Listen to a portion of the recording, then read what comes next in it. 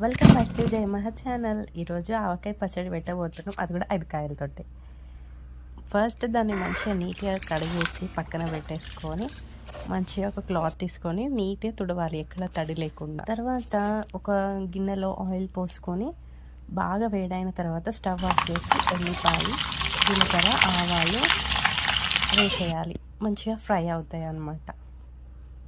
తర్వాత వీటిని చల్లారనివ్వాలి. తర్వాత ఆవాలు, జీలకర్ర, మెంతుల్ని మంచిగా ఫ్రై చేసుకొని చల్లారినాక మిక్సీ పట్టుకోవాలి.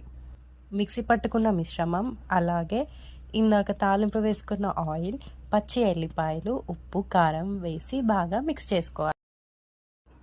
1 డే తర్వాత ఇలా ఉంటుంది, తినేసేయచ్చు. ఇంకా అన్నంలో వేడి అన్నంలో వేసుకొని తింటే చాలా బాగుంటుంది.